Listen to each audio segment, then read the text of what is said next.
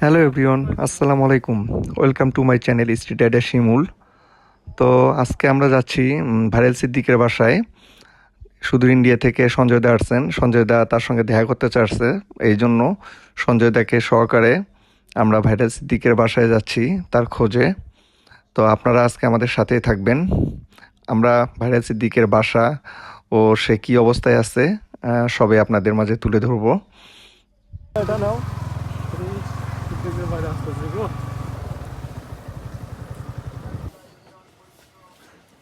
আপনি কই আসছেন মামা? আমার ভুল হচ্ছে, আমাকে ক্ষমা করে দেন। সেই ভাইরাল সিদ্দিকের বাসায়। কেমন আছেন? আলহামদুলিল্লাহ। আচ্ছা, দেন গাড়ি কি রেখে দেবেন? গাড়ি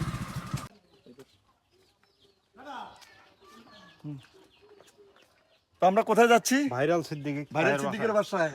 আমার ভুল হচ্ছে ভাই, আমাকে ক্ষমা করে দেন। Sorry sorry.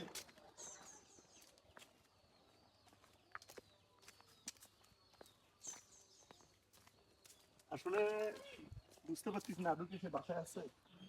আসলে বুঝতে পারতেছি না আদৌ কি সে বাসায় আছে। ওখানে বাজারে নাকি দোকান দিছে বাসায়। ও বাজারে দোকানও দিছে, বাজারে সে দোকানও দিছে।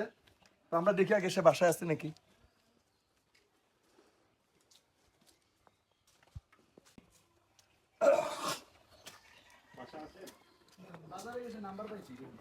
বাজারে গেছে। বাসা কি এটাই? হ্যাঁ এটাই বাসা। এটাই বাড়ি? সবাই ওর দিয়ে কন্টেন্ট মানে না, কিন্তু ওর জন্য কেউ কিছু করে এটা না। কোনো কথা হইলো? সবাই বলে কি আশা তো আপনারা দেখতেছেন এটা সেই ভাইরাল সিদ্দিক ভাইয়ের বাসা। তো তার বাসার অবস্থানটা দেখতেছেন। আসলে সবাই তাকে, আমার মনে হয় সবাই তাকে ইউজ করছে, কারণ তার কন্টেন্ট গুলো এত পরিমাণে ভাইরাল হয়েছে যেটা বলার মানে ওই যে সুদূর ইন্ডিয়া থেকে দাদা আসছে। তো দাদাদের দেশেও তাকে সেইভাবে চেনে, তো কলকাতায় দাদার বাসা। অথচ দেখেন আপনারা দেখতেছেন স্বচক্ষে যে সিদ্দিক ভাইয়ের বাসার কি অবস্থা। তো সবাই তাকে ইউজ করছে শুধু, ঠিক আছে, তাকে সাপোর্ট করেনি। তাকে যদি সাপোর্ট করতো আমার মনে হয় না তার বাসার অবস্থান আজকে এরকম থাকে। তো আমরা দেখি ভাইকে খুঁজে বের করি, দেখি কোথায় আছে। চলেন দেখা যাক। চলেন দেখা যাক। সিদ্দিক নিয়ে যত জল্পনা কল্পনা মানুষের, ভাইরাল সিদ্দিক এ হয়েছে সে হয়েছে, বাস্তবতা দেখেন। ভাইরাল সিদ্দিকের বাসা দেখেন, এই হচ্ছে ভাইরাল সিদ্দিকের ঘর। আমি এর আগে আসছিলাম, এসে দেখেছিলাম যে ভাইরাল সিদ্দিকের বাবা অসুস্থ, দেখে খুবই মায়া লাগছিল। অনেক কন্টেন্ট ক্রিয়েটার আসে, লোভ দেখায়, তাকে এ দিবে সে দিবে, বাড়ি করে দিবে, গরু কিনে দিবে। আদৌ তারা দিছে কিনা তার প্রমাণ কিন্তু আমরা পেয়েছি। আজকে অনেকদিন পর ইন্ডিয়া থেকে আমার এই দাদা আসছে, তার শোভাতে আর এখানে আসা, ভাইরাল সিদ্দিককে দেখতে আসা। তো আসার পরে মনটা আরো বেশি খারাপ হয়ে গেল। তো আর যখন ভাইরাল সিদ্দিককে তার বাসায় আমরা পেলাম না, তারপর ওখান থেকে বের হয়ে আমরা খোঁজ পেলাম ভাইরাল সিদ্দিক বাজারে নাকি একটা দোকানে, চায়ের দোকানে এখনও কাজ করে। তো মোবাইলে তার সাথে কন্ট্যাক্ট হয়েছে, আমার ভাস্তে তার সঙ্গে কন্ট্যাক্ট করছে। আমরা এখন তার সঙ্গে দেখা করার জন্য পুনরায় আবার বাজারের দিকে চলে যাই।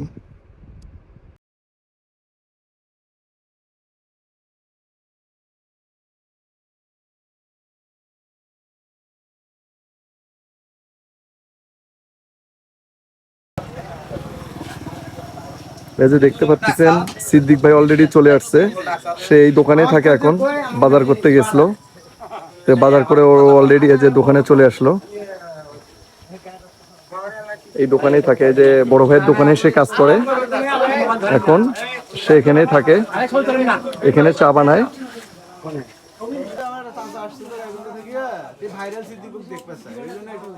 তো দোকানে এসে আমরা বুঝতে পারলাম এখানে অনেক বড় একটা সিন্ডিকেট অলরেডি তৈরি হয়ে গেছে এই দোকানে।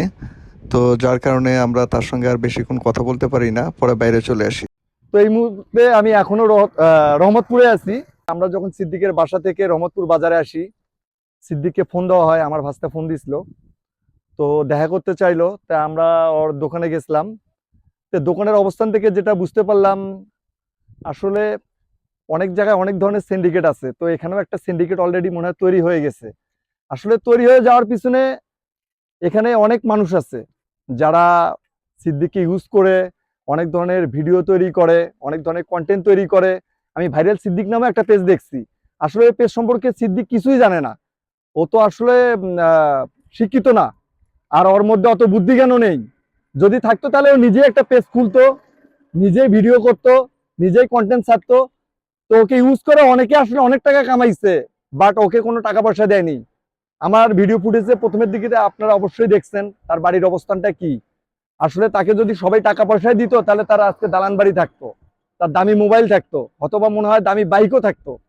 তো আসলে তার অবস্থান দেখে বুঝলাম না, সবাই তাকে ইউজ করছে।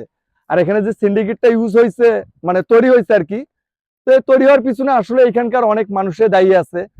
কারণ আমার সঙ্গে আমার এক দাদা ছিল কলকাতা থেকে, সে তার খুব ইচ্ছা ছিল তার সঙ্গে দেখা করার, কিন্তু আসলে দাদা তার ইচ্ছাটা পূরণ করতে পারেনি। দেখা হয়েছে, কিন্তু দাদা যে তার সঙ্গে একটা ছবি উঠাবে সে ছবিটাও তো উঠাতে পারেনি। তার কাছে অলরেডি টাকা পয়সা দাবি করে বসে, 5,000 টাকা দিতে হবে, 3,000 টাকা দিতে হবে। তো একজন ব্যক্তি ওপার থেকে তার সঙ্গে দেখা করতে আসছে, তার কাছে টাকা দাবি করে বসে অলরেডি। তো এটা আসলে মনুষ্যত্বর কোনো কাজ না। আর মনুষ্যত্বর কাজ হইলে ওখানে যারা ছিল তারা আসলে এইভাবে সিন্ডিকেটটা ওখানে তৈরি করতো না, তারা টাকার কথা বলতো না। কারণ তারা বরাবরই, আমি সিদ্দিকের সাথে কথা বলা অবস্থায় সিদ্দিক বলতেছিল যে আমার দোকানের ম্যানেজারের সাথে কথা বলেন, ম্যানেজারের সাথে কথা বলেন।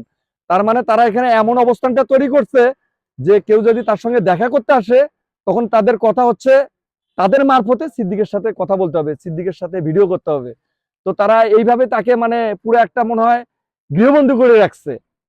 তো আমি আর বেশি কিছু বলবো না। তো মানুষকে সবাই সবসময় ভালো রাখার চেষ্টা করবেন, ভালো থাকবেন। তো সিদ্দিক ভাইরালে থাক, আমরা আমাদের মতোই থাকি। আর যারা মাঝখান থেকে টাকা কামিয়ে নিচ্ছেন, এটার জবাব কিন্তু এ কালে না হলে পরকালে দিতে হবে। তো এটা মনে রাখবেন। আসসালামু আলাইকুম।